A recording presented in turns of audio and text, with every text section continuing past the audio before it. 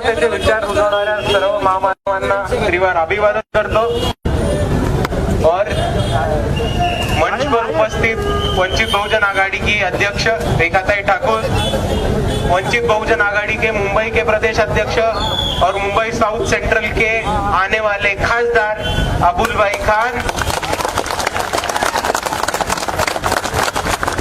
वंचित बहुजन आघाड़ी की बुलंद तोफ और हम सब के मार्गदर्शक फारूक सर, यहाँ पे मौजूद वंचित बहुजन आघाड़ी के अशोक भाऊ सोनवणे, गोविंद दळवी सर, नीलेश दादा विश्वकर्मा और यहाँ मौजूद सभी अवाम को मेरा जय जिजाऊ, जय शिवराय, जय ज्योति, जय क्रांति, जय मल्हार, जय लहू जी, अस्सलाम वालेकुम रहमतुल्लाहि बरकातु, जय भीम। भाइयों, हम सबको पता था कि 2014 से जब से बीजेपी सरकार में आएगी तो एक खौफ का, एक भय का और एक जुल्म जाति का राजकारण, राजनीति, सियासत यहाँ की बीजेपी शुरुआत करने वाली थी। वो हम सबको पता था, हम सबको इसका डर भी था और वो हम सब ने अपने आंखों से घड़ते हुए भी देखा है। पर उसके आगे चल के हम सबको ये भी पता है कि एक तरफ बीजेपी जो है वो मुसलमानों का पॉलिटिक्स ऑफ एक्सक्लूजन करती है कि उनको राज सत्ता से वंचित रखती है, उनको सरकार के बाहर रखती है, उनको सियासत के बाहर रखती है।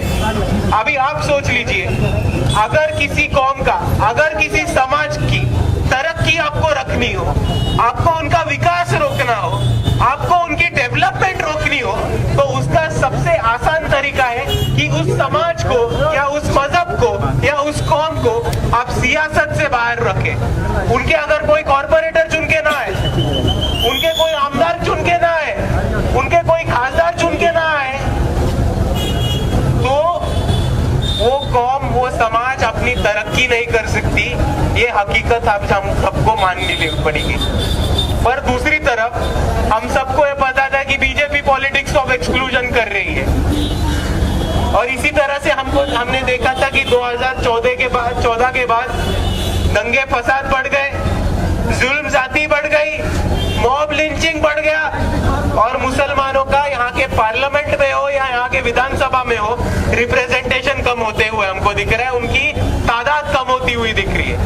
क्योंकि आप एक बात जान ले, आज महाराष्ट्र में से हम 25% है, लेकिन हमारी रिप्रेजेंटेशन उस तरीके से नहीं हो रही। पर आज बीजेपी ने क्या किया है कि बीजेपी ने एक ट्रैप रखा है और उस फांसे में, उस ट्रैप में आज कांग्रेस को भी फंसा दिया है। तो आपको दिखेगा कि एक तरफ नरेंद्र मोदी बोल रहे हैं कि कांग्रेस का जो मैनिफेस्टो है, जो जाहिरनामा है, वो मुस्लिम लीग का मैनिफेस्टो है। दूसरे तरफ आपको दिख रहा है कि हमारे जो घोचू पंतप्रधान है नरेंद्र मोदी, उस जितना पुष्टि आदमी नहीं देखा हमने, वो बोल रहे एक तरफ, वो डरपोक की तरह बोल रहे हैं कि हमारे देश में घुसपैठिए घुसे हुए। अरे वही खुद एक घुसपैठी है जो भारत के सरकार और पार्लियामेंट में घुसे हैं और उन घुसपैठियों को सरकार से बाहर निकालने का काम इस बार वंचित बहुजन आघाड़ी जरूर करेगी। और आप देख लीजिए, एक तरफ यहाँ के नरेंद्र मोदी बोल रहे हैं कि कांग्रेस का मैनिफेस्टो जाहिरनामा ये मुस्लिम लीग का है, दूसरी तरफ बोल रहे हैं कि मुसलमान इस देश के घुसपैठी है, तीसरी तरफ वो बोल रहे हैं कि अगर कांग्रेस वाले सत्ता में आते हैं तो वो लोगों की जायदाद और संपत्ति यहाँ के मुसलमानों में बांट लेने का काम करने वाली है। और उस तरीके का एक डर का ट्रैप उन्होंने कांग्रेस पे बिछा दिया है और हमको ये दिख रहा है कि कांग्रेस वो ट्रैप में फंस गई है और कांग्रेस वो ट्रैप से डर गई है और इसीलिए कांग्रेस आज मुसलमानों की आवाज उठाने से डर रही है। ये बीजेपी ने ट्रैप बिठाया कांग्रेस को और बीजेपी ने बोला कि ये कांग्रेस प्रो मुस्लिम है, तो कांग्रेस इतना डर गया कि कांग्रेस आज मुसलमानों के हित की बात, मुसलमानों की हक की आवाज बनने को ही तैयार नहीं है। 48 सीट्स है महाराष्ट्र में, 25% तादाद है हमारी, एक भी मुसलमान नुमाइंदा, एक भी मुसलमान उम्मीदवार दिया यहाँ की कांग्रेस ने। राजस्थान में 30% है मुसलमान समाज, एक उम्मीदवार नहीं। मध्य प्रदेश में 27% है मुसलमान समाज, एक भी उम्मीदवार नहीं। कर्नाटका में 20% है मुसलमान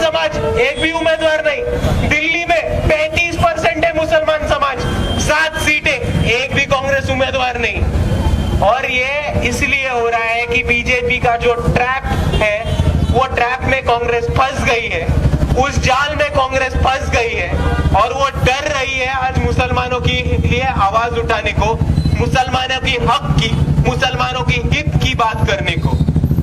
और दूसरी तरफ हम देखेंगे कि कांग्रेस ने 40 पन्नों का मैनिफेस्टो निकाला। कितने पन्नों का? 40। एक लफ्ज एनआरसी के खिलाफ उन्होंने लिखा नहीं है उसमें। और अभी हमको ये तय करना पड़ेगा, हमको ये फैसला करना पड़ेगा कि आज तक हमको डर की राजनीति सिखाई गई थी। हमको ये सिखाया गया था कि बीजेपी नहीं आनी है, इसलिए हम सबको डर के कांग्रेस का वोट देना चाहिए। ये सिखाया गया था क्या नहीं सिखाया गया था? सिखाया था। पर हमको आज सीखना है कि लड़ने की राजनीति क्या होती है। हमको डरने की नहीं, लड़ने की राजनीति है महाराष्ट्र में खड़ी करनी है। और इसीलिए आप ये समझ लेना कि बीजेपी आएगी, इसलिए डर के कांग्रेस को वोट करने से अच्छा हम सबको सोच समझ के ये फैसला लेना पड़ेगा कि कौन आज सच में हमारे हित में बात कर रहा है, कौन हमारी सुरक्षता का बात कर रहा है, कौन हमारे हक की आवाज बन रहा है, और कौन हम सब मजलूमों की हक की आवाज बन के हमारे लिए लड़ने को तैयार है। हम सबको वो चुनना पड़ेगा, वो फैसला करना पड़ेगा और हमको ये तय करना पड़ेगा कि बीजेपी के डर से कांग्रेस को वोट नहीं देंगे, लड़के हमारे लिए हक के बात करने वाले को वोट देंगे। और इसीलिए हम यही सोच करेंगे, यही फैसला करेंगे कि आने वाले चुनाव में हम सब मजलूमों की हक की आवाज वंचित बहुजन आघाड़ी के साथ जुट के रहेंगे और उनको कामयाब भी करेंगे।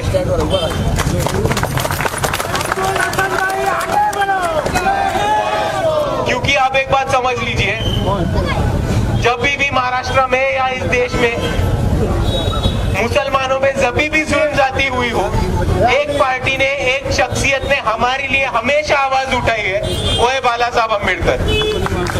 वो पहलू खान का मॉब लिंचिंग हो, वो मोहम्मद अखलाक का मॉब लिंचिंग हो, वो कश्मीर में हुआ वो आसिफा के साथ कांड हो, वो इस महीने में हमारे दिल्ली में जो भाई नमाज पढ़ रहे थे उनको पुलिस ने जो लात मारा उसके खिलाफ आवाज उठाने का काम हो, वो पूना में दाढ़ी टोपी रखने के लिए पुलिस अफसर ने ट्रेन में जो हमारे भाइयों पे गोली चलाई थी उसके खिलाफ आवाज उठाने का काम हो, वो हमेशा इस भारत में और इस महाराष्ट्र की सरजमीन पर बाला साहब अम्बेडकर ने आज तक किया है।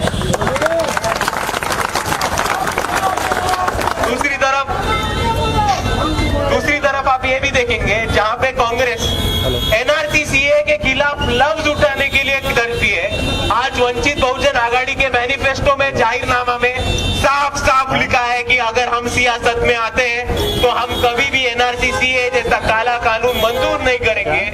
और इस महाराष्ट्र में 2020 में महाराष्ट्र बंद करने का काम बाला साहब अम्बेडकर ने एनआरसी के खिलाफ किया था। बस इतना ही नहीं, तो इस महाराष्ट्र में आपको और एक भी नेता पता हो जो फलस्तीन की आवाम के लिए आवाज उठाता हो? अकोला में और मुंबई के आजाद मैदान में बाला साहब अम्बेडकर ने एक मोर्चा निकाला, वंचित बहुजन आघाड़ी ने एक मोर्चा निकाला।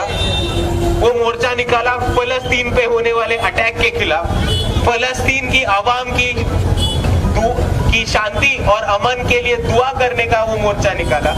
और इस महाराष्ट्र में अगर किसी में भी हिम्मत हो कि वो खुल के फलस्तीन की आवाम की बात करे तो वो सिर्फ और सिर्फ बाला साहब अम्बेडकर है।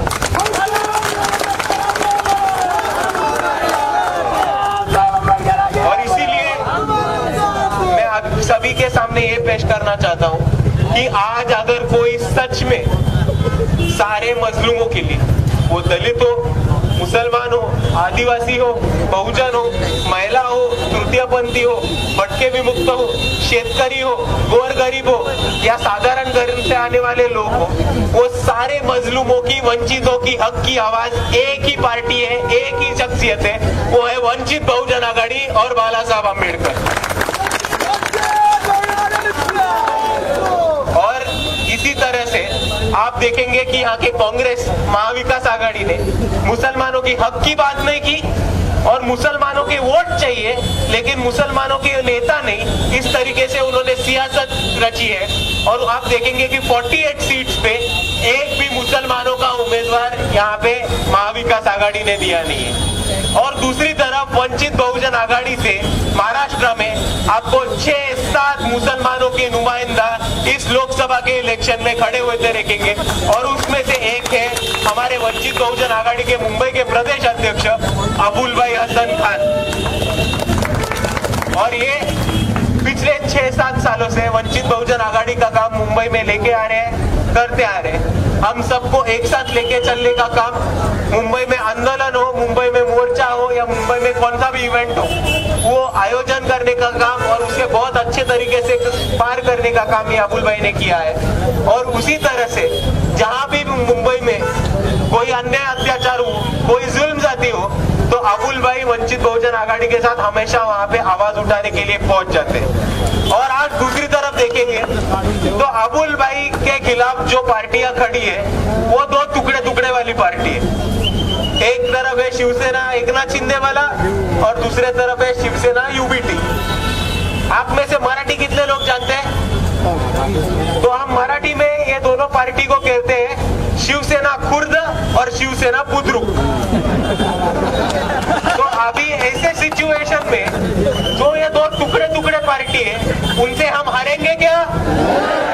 आप जोर से लड़ोगे? ये बात हुई, माशाल्लाह। और दूसरी तरफ आप ये बात ध्यान रखना कि आप सब मीडिया देख रहे हैं, आप सब टीवी देखते हैं, न्यूज पढ़ते हैं, आप सबको पता है कि उद्धव ठाकरे साहब और नरेंद्र मोदी के साथ कैसे मिले सुर तुम्हारा हमारा चल रहा है न्यूज चैनल पे। एक तरफ उद्धव ठाकरे बोल रहे हैं कि मेरा और मोदी का कोई दुश्मन ही नहीं है, उन्होंने मेरे को दूर किया इसलिए मैं दूर बन के यहाँ पे मुख्यमंत्री बन गया। अभी हमको भी बताओ भाई, ऐसा कौन आदमी है जो तुमको दूर किया तो तुम सीधा जाके मुख्यमंत्री बन गए? और दूसरी चीज मेरे को आप साफ साफ बताओ, अगर बीजेपी 2019 में उद्धव ठाकरे को तभी मुख्यमंत्री बना देते थे तो वो ये तरफ आते थे क्या? नहीं। और अगर बीजेपी उनको कल बोलेगा कि हम मुख्यमंत्री बनाएंगे तो वो उधर दूसरे तरफ जाएंगे क्या? जाएंगे, बिल्कुल जाएंगे। और इसीलिए आप यही चीज पे गौर करना कि आज नरेंद्र मोदी ने शरद पवार और उद्धव ठाकरे को सीधा ओपन इनविटेशन दिया है कि आप दलितों के, मुसलमानों के, आदिवासियों के, बहुजनों के वोट लो, उनके वोट लो, चुन के भी आओ और चुन के आने के बाद हमारे साथ आ जाओ। तो अगर वो लोग हमारे वोटों पे चुन के गए और चुन के आने के बाद बीजेपी में गए तो येड़े में कौन कट गया? अपन। तो येड़े में कटने वाले क्या अपन? नहीं। इसलिए मैं आप सभी को इतना ही गुजारिश करता हूँ कि इस आने वाले वक्त में आप सब लोग अबुल भाई और वंचित बहुजन आघाड़ी की ताकत बनिए, घर घर में जाके वंचित बहुजन आघाड़ी की और अबुल भाई की भूमिका और बाला साहब अम्बेडकर की भूमिका घर घर जाके पहुंचाए और ज्यादा से ज्यादा वोटों के साथ अबुल भाई को मुंबई साउथ सेंट्रल का खासदार बनाए। यही मैं आप सभी से गुजारिश करता हूँ। इतना बोल के मैं मेरे 2 लफ्ज रोक देता हूँ। आप सभी को मेरा खुदा हाफिज। जय भीम, जय संविधान।